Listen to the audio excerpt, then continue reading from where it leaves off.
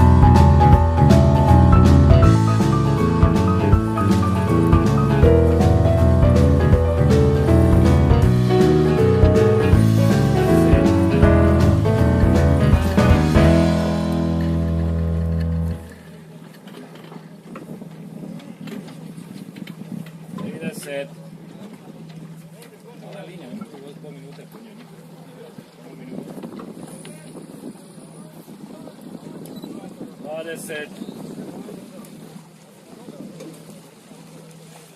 15,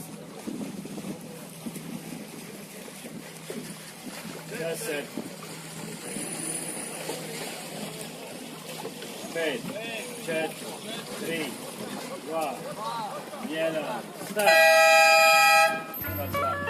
Stop.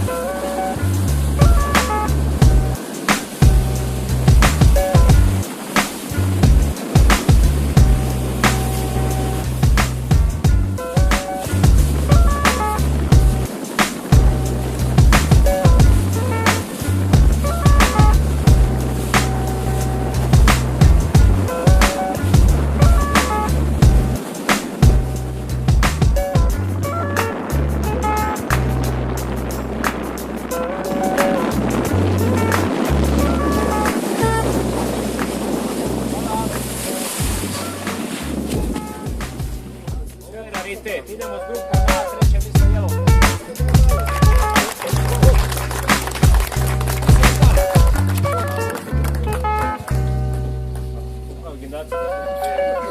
Drugo mjesto. Čekaj, Gringo.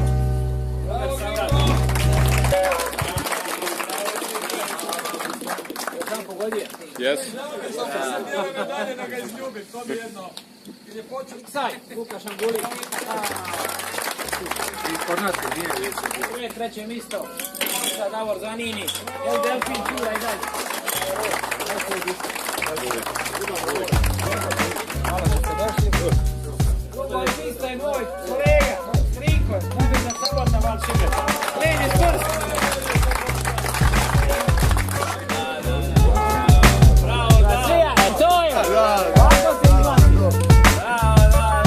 Ovako se izlazi. Evo, tu sam.